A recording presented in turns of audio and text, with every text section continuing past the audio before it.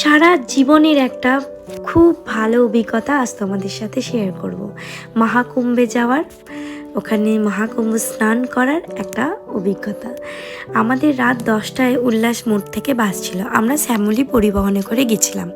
তো আমরা বাড়ি থেকে ডিনারটা করে গেছিলাম, তো মাঝ রাস্তায় টি ব্রেকের জন্য দাঁড়িয়েছিল, তো ওখানে আমরা টি ব্রেক নিই, তারপরে আমাদের পথ আবার শুরু হয়ে যায়।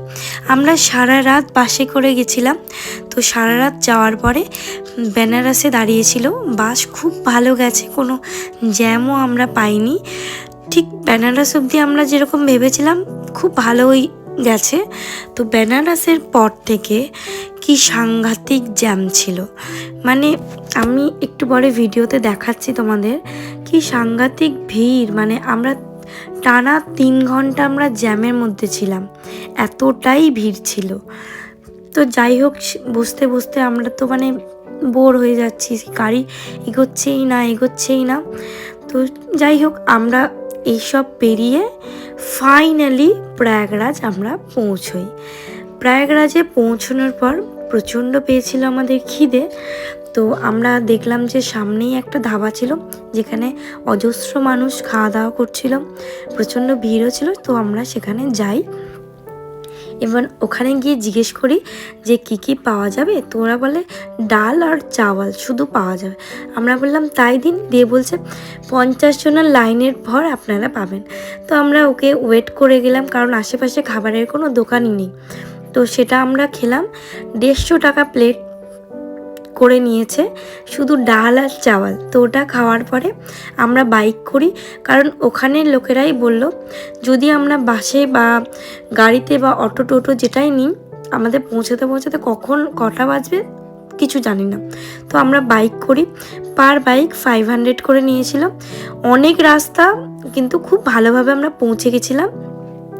মানে সত্যি আমরা বাসে টোটোতে বা কিছুতে এলে জানি না কখন পৌঁছাতাম, বাইক যেদিকে বাড়ছে চারিদিক দিয়ে নিয়ে চলে যাচ্ছে। তো আমরা বাইকে করে ওখানে পৌঁছই। তো একটা ব্রিজে আমরা ভাবলাম হয়তো ব্রিজ থেকে একটুখানি গেলেই হয়তো আমরা পেয়ে যাব সঙ্গমের ঘাট। তো আমরা যাই, তো ওই ব্রিজে নামিয়ে দেয় আমাদের। ব্রিজ থেকে যে কি হাঁটা, মানে ব্রিজটা আমি দেখাচ্ছি, ওখান থেকে মানে পুরো ব্রিজটা হাঁটার পর ওই পারে আমাদের যেতে হবে। ওই পারে গিয়ে আবার একটা গঙ্গার উপরে ব্রিজ আছে, সেটা আমাদেরকে পেরোতে হবে। তো এদিক থেকে ঠিক ওই দিকটায় আমাদের যেতে হবে, যে দিকটা লাইটগুলো জ্বলছে ওই দিকটা। তো আমরা হাঁটতে থাকি, হেঁটেই যাচ্ছি। তো হেঁটে আমরা গঙ্গা নদীর ব্রিজটা ধরলাম। তো ওখান দিয়ে এবার হাঁটা শুরু করেছি, মানে নদীর মাঝখান থেকেই আমরা হাঁটছি। তো হাঁটতে প্রচণ্ড পেয়েছিল আমাদের খিদে, যেহেতু আমাদের রাত হয়ে গেছে, আজকে তো আর স্নান হবে না, রাত্রেবেলা বোট সঙ্গম অবধি নিয়ে যায় না। তো আমরা আমাদের আজকের দিনটা স্টে করতে হবে এখানে। তো আমরা পরের দিন একদম আর্লি মর্নিংয়ে আমরা স্নান করব। তো সেই মতন আমরা আগে কিছু একটা খেয়ে নিই। ওখানে সেরকম খাওয়ার দোকান কিচ্ছু ছিল না। তো ওখানে আমরা একটা ধোসার দোকান দেখেছিলাম, ওখানে ধোসা খাই। ধোসাটা মোটামুটি ছিল, খুব একটা ভালো ছিল না। তারপরে আমরা ওখানে পুজোর সামগ্রীটা কিনে নিই, যেহেতু আমরা কাল একদম ফার্স্ট সকালে স্নান করে পুজো দেবো। তো সে মতন পুজোর সামগ্রীটা কিনে নিয়ে আমাদের আবার একটু কিছু খেতে হতো, যেহেতু ওখানে সেরকম কিচ্ছু খাবার পাওয়া যাচ্ছিল না। যেগুলো পাওয়া যাচ্ছিলো আমরা খেতে পারতাম না, মানে খাওয়া যাচ্ছিল না। তো আমরা ওখানে গরম গরম ম্যাগি বানিয়ে দিচ্ছিলো, তো আমরা ম্যাগি খেয়েছিলাম। আর আমরা রাতে ওখানে ভালো ভালো টেন্ট পাওয়া যাচ্ছিলো, খুব ভালো। তো সেই টেন্টই আমরা নিয়েছিলাম। তো টেন্ট নিয়ে ম্যাগি খেয়ে ওখানে সারা রাতটা আমরা কাটিয়েছিলাম।